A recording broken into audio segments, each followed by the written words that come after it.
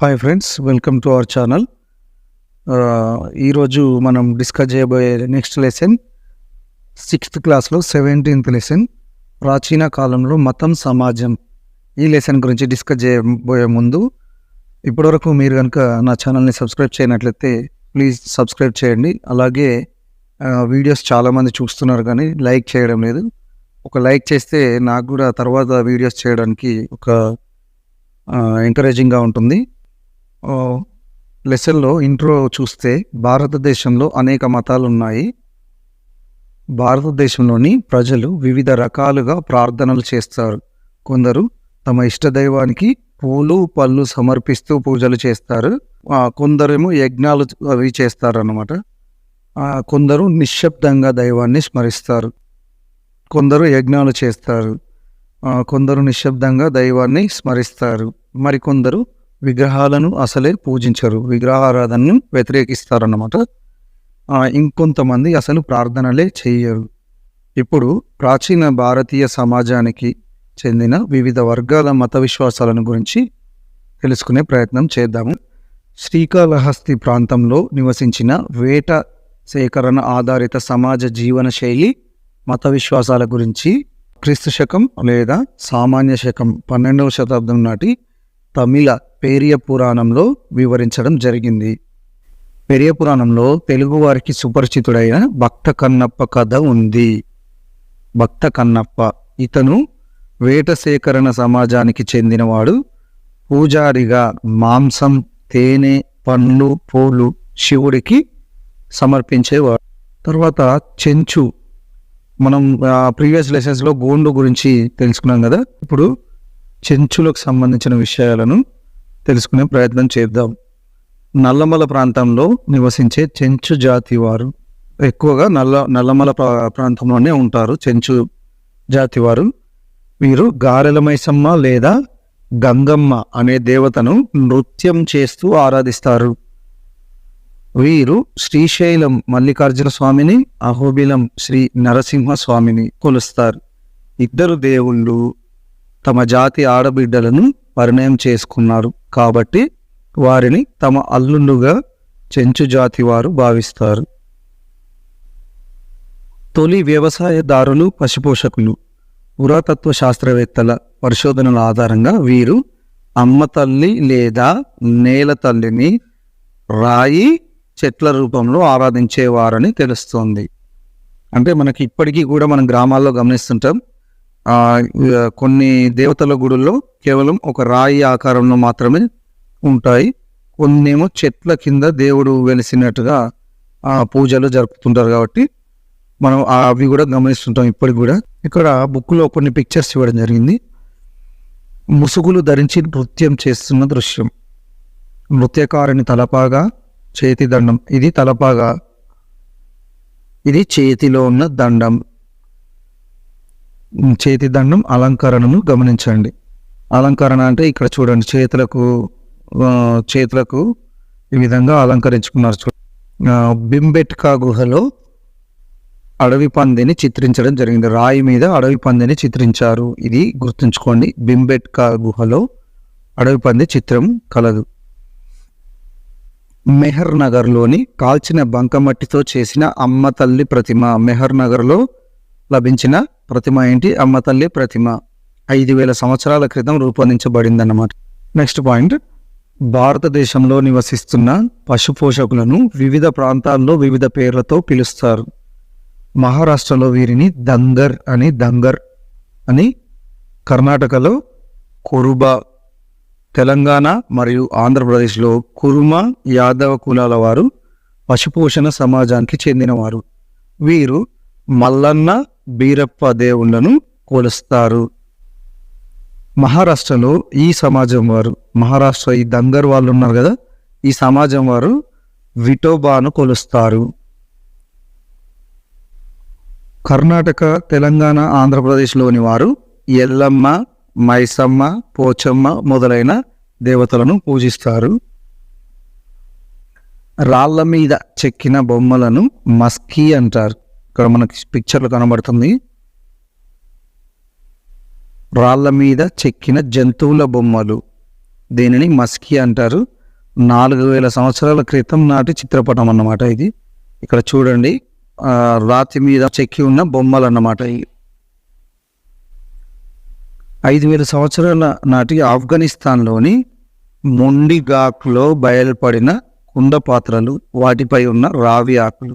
ఆ కాలంలోనే చూడండి టెక్నాలజీ ఎంత యూజ్ చేశారో.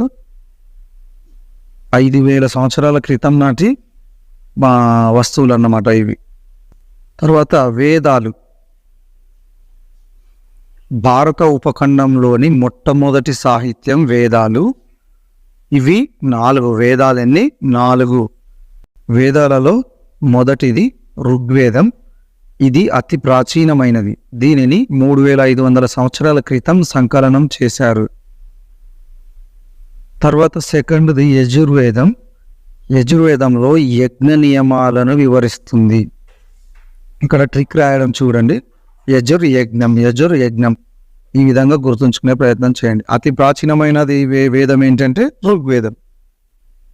తర్వాత థర్డ్ది సామవేదం. సామవేదం సంగీతం గురించి వివరిస్తుంది అన్నమాట. సంగీతం. ఫోర్త్ది అధర్వణ వేదం. మంత్ర విద్యలు, మ్యాజిక్స్ గురించి వివరిస్తుంది అన్నమాట. అధర్వణ వేదం అధర్మం అని కూడా గుర్తుంచుకోవచ్చు. మంత్రం అనేది గుర్తుంచుకోవచ్చు, అధర్మం అని కూడా గుర్తుంచుకునే ప్రయత్నం చేయొచ్చు. వేదాలలో దేవతలను కీర్తించే మంత్రాలు, ప్రపంచ శాంతి సంక్షేమం కోసం చేసే ప్రార్థనలు ఉన్నాయి. వీటిని ఋషులు సంకలనం చేశారు.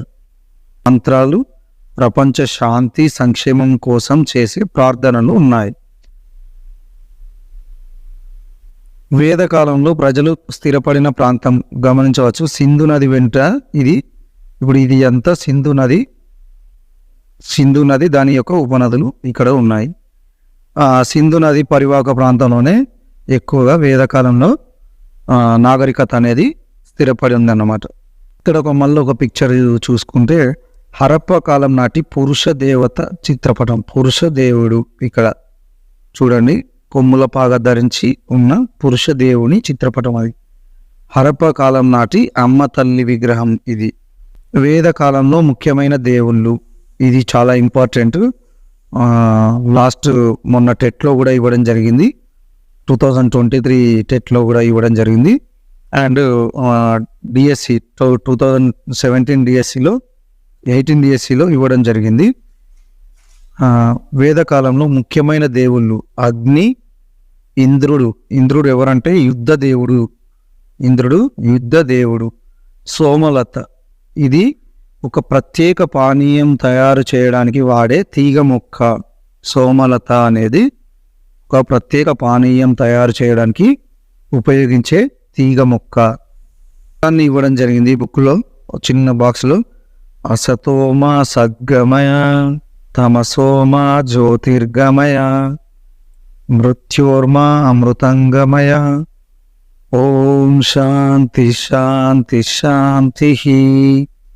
దీనికి సంబంధించిన తాత్పర్యం: ఓ భగవంతుడా, నన్ను అజ్ఞానం నుండి జ్ఞానం వైపు, చీకటి నుండి వెలుతురు వైపు, మరణం నుండి ముఖ్య వైపు నడుపు.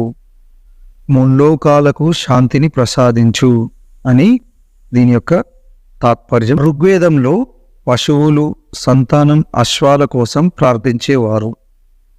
ఋగ్వేదంలో వెరీ ఇంపార్టెంట్. మిగతా వేదాల గురించి మనం చెప్పుకున్నాం కదా. యజుర్వేదంలో యజ్ఞాల గురించి అని, సామవేదంలో సంగీతం గురించి అని, అధర్వణ వేదంలో మ్యాజిక్స్ గురించి ఉంటుందని చెప్పుకున్నాం కదా. ఋగ్వేదంలో వచ్చేసి పశువులు, సంతానం, అశ్వాలు. అంటే అశ్వాలు ఏంటి, గుర్రాలు మొదలగు వాటి గురించి ప్రార్థనలు చేసేవారు అన్నమాట.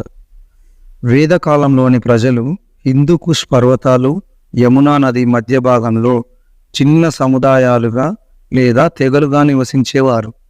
వీరి తెగలలో పురోహితులుగా బ్రాహ్మణులు ఉండేవారు. బ్రాహ్మణులు అత్యున్నతమైన వారిగా యజ్ఞాలు నిర్వహిస్తూ వేదాలు వల్లించేవారు.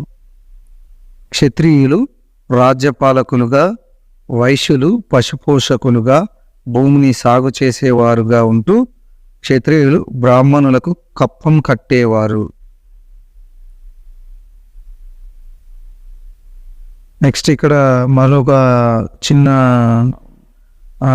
స్టోరీ లాగా ఇవ్వడం జరిగింది. విశ్వామిత్రుడు నదులతో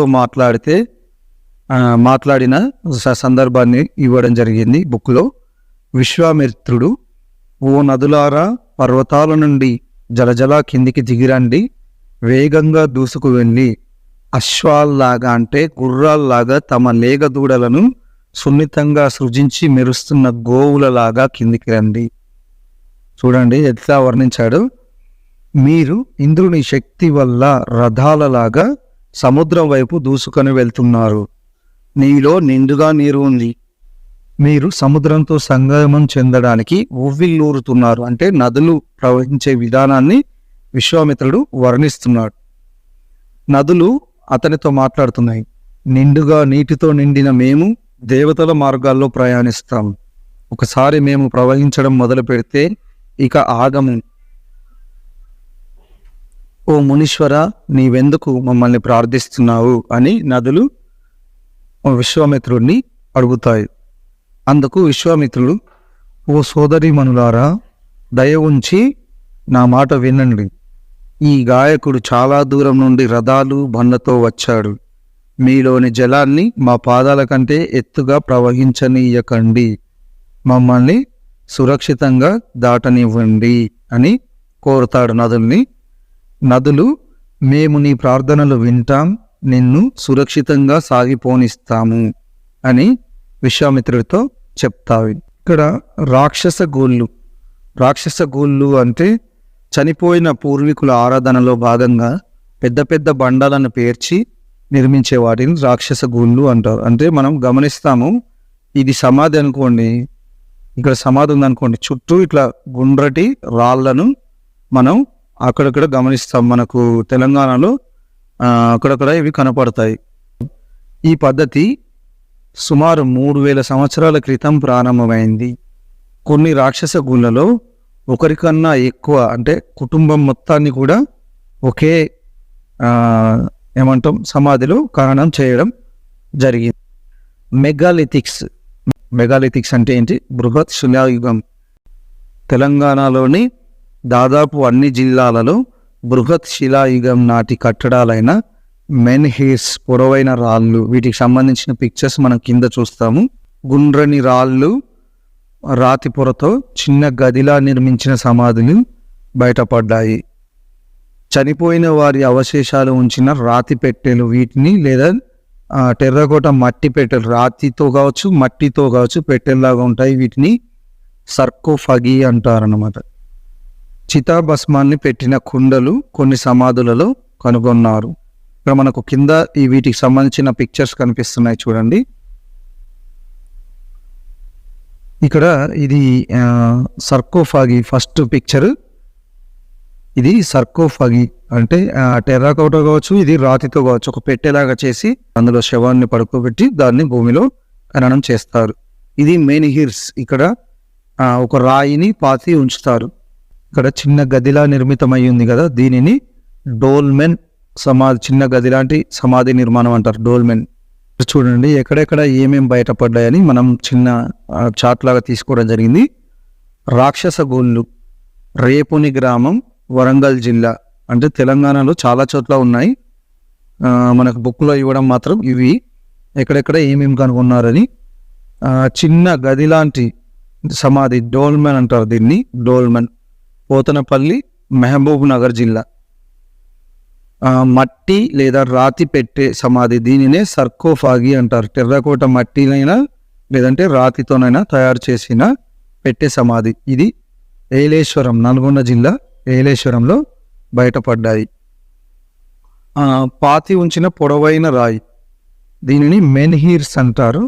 ఇది దేవుని గుట్ట, వరంగల్లో బయలుపడినది. ఇక్కడ మళ్ళా నచికేతుడి కథ అని ఒక చిన్న స్టోరీ ఇవ్వడం జరిగింది. నచికేతుడు, ఈ కథ కంఠోపనిషత్తులో ఉన్నది. నచికేతుడు అనే బాలుడి మనస్సులో ఒక ప్రశ్న ఉదయించింది. అసలు మరణం తర్వాత ఏం జరుగుతుంది అని మరణదేవుడైన యముడి దగ్గరకు వెళ్ళి అడిగాడు నచికేతుడు. యముడు ఈ క్లిష్టమైన ప్రశ్నకు సమాధానాన్ని దాటవేసేందుకు ప్రయత్నించాడు, కానీ నచికేతుడు పట్టు విడవలేదు. దాంతో యముడు చెప్తాడు, మీ మానవులు గుడ్డివాళ్లను అనుసరించి గుడ్డివాళ్లలాగా అన్ని భౌతిక సుఖాల్లోనే ఉన్నాయని భ్రమలో ఉంటారు. తమ కోరికలను చంపుకోలేక పునరావృతమవుతున్న ఆ కోరికలను పూర్తిగా తీర్చుకోలేక మళ్ళీ మళ్ళీ భూలోకంలో జన్మిస్తూనే ఉంటారు. నిజానికి ఈ లోకంలో శాశ్వతమైనది ఒక్క ఆత్మ మాత్రమే. శాశ్వతమైనది ఒక ఆత్మ మాత్రమే. దానిని అశాశ్వతమైన వాటితో ఎలా పొందగలరు అంటూ ఆత్మతత్వం గురించి సుదీర్ఘంగా వివరించాడు యమధర్మరాజు. ఆ మాటలకు నచికేతుడు సంతృప్తి చెందుతాడు. నెక్స్ట్ పాయింట్ ఇందులో లెసన్లు. ఆశ్రమాల్లో నివసించే వారిని ఋషులు లేదా మునులు అంటారు. ఋషుల రాజుల ఆలోచనలు అభిప్రాయాలను ఉపనిషత్తులు అనే గ్రంథాల ద్వారా చదవవచ్చు. ఋషులు రాజుల ఆలోచనలు అభిప్రాయాలను ఉపనిషత్తులు అనే గ్రంథాల ద్వారా చదవవచ్చు. యజ్ఞవల్క్యుడు, ఉద్దాలక ఆరుని చాలా ప్రసిద్ధమైన ఋషులు. వీరు వినాశనం లేని దానికి ఆత్మ లేదా బ్రహ్మము అని పేరు పెట్టారు. వీటిని తెలుసుకుంటే అమరతత్వాన్ని పొందగలమని తలిచారు. ఇక్కడ మన పిక్చర్లో సారనాథ్లోని గౌతమ బుద్ధుడి విగ్రహాన్ని గమనించవచ్చు. పరివ్రాజకులు లేదా వాండరర్స్, వీరి గురించి మొన్న 2023 టెట్లో క్వశ్చన్ ఇవ్వడం జరిగింది. వీళ్ళు సత్యాన్ని అన్వేషిస్తూ సంచార జీవితం గడుపుతారనమాట. వీరిని ఏమంటారు అని చెప్పేసి ఇవ్వడం జరిగింది. వాండరర్స్ అని ఇంగ్లీష్లో ఇచ్చాడు ఆప్షను. వాండరర్స్ గుర్తుంచుకోవాలి. వీరికి ఒక స్థిర నివాసం అనేది ఉండదు. అన్వేషణలో భాగంగా వీరు వివిధ ప్రదేశాలు తిరుగుతూ ఉంటారు. వీరిని పరివ్రాజకులు లేదా భిక్షువులు, తిరిగేవారు అని కూడా అంటారు. వీరిలో ముఖ్యమైన వారు ఎవరు అంటే జైన మతాన్ని స్థాపించిన మహావీరుడు, బౌద్ధ మతాన్ని స్థాపించిన గౌతమ బుద్ధుడు, అజీవక మతాన్ని స్థాపించిన మక్కలి గోశాల. 4వ వారు అజితకేశ కంబలి. వీరు వాండరర్స్ అన్నమాట, పరివ్రాజకులు. వీరంతా వర్తమాన మహావీరుడు ఒక ఘన సంఘంలో జన్మించాడు. 30 సంవత్సరాల వయసులో ఇంటిని వదిలి పరివ్రాజకుడు అయ్యాడు. ఇతరులకు దుఃఖాన్ని కలుగజేస్తే మన పాపాలు పెరుగుతాయని బోధించాడు. జీనుడు, ఇక్కడ ఒక పదం ఇవ్వడం జరిగింది, గుర్తుంచుకోండి. జీనుడు అనగా కోరికలను జయించినవాడు. మహావీరునిలాగే గౌతమ బుద్ధుడు లేదా సిద్ధార్థుడు కూడా ఒక ఘన సంఘంలో జన్మించాడు. ఇతని అభిప్రాయం ఏమిటంటే అసలు దుఃఖానికి కారణం కోరికలను అదుపులో ఉంచితే దుఃఖం నుండి విముక్తి లభిస్తుంది. ఇతని అభిప్రాయం ప్రకారం దుఃఖానికి కారణం కోరికలు, వాటిని అదుపులో ఉంచితేనే దుఃఖం నుండి విముక్తి లభిస్తుంది అని గౌతమ బుద్ధుని అభిప్రాయం. బుద్ధుడి కథలను జాతక కథలు అని, బుద్ధుని అతని అనుయాయుల బోధనలను త్రిపీటకాలు అని పిలుస్తారు. త్రిపీటకాలు ఏమిటి అంటే సుత్త, అభిధమ్మ, వినయ. సుత్త, అభిధమ్మ, వినయ. బౌద్ధులు, జైనులు, తత్వవేత్తలు మోక్షం పొందడానికి భగవంతుడి ఆరాధనే మార్గం అనే భావనకు ప్రాధాన్యం ఇవ్వలేదు. వీరు పశ్చాత్తాపం ద్వారా పవిత్రులుగా మారడం, కోరికలను నియంత్రించడం, ధ్యానం చేయడం అనే భావనలను సమర్థించారంటే భగవంతుని ఆరాధనకు వీరు అసలు ప్రాధాన్యత ఇవ్వలేదు. పవిత్రులుగా మారడం, స్వతహాగా కోరికలను నియంత్రించడం, ధ్యానం చేయడం వంటి భావనలను సమర్థించారు. ఓకే ఫ్రెండ్స్, ఇది ఈ లెసన్. మరొక లెసన్తో మళ్ళీ మీ ముందుకు వస్తాను. మీరు కనుక ఇప్పటివరకు నా ఛానల్ని సబ్స్క్రైబ్ చేయనట్లయితే ప్లీజ్ సబ్స్క్రైబ్ చేయండి. అలాగే ఈ వీడియోని లైక్ చేయండి, మీ ఫ్రెండ్స్కు షేర్ చేయండి. మీరు లైక్ చేస్తేనే నాకు మరిన్ని వీడియోస్ చేయడానికి ఎంకరేజింగ్గా ఉంటుంది ఫ్రెండ్స్. Thank you.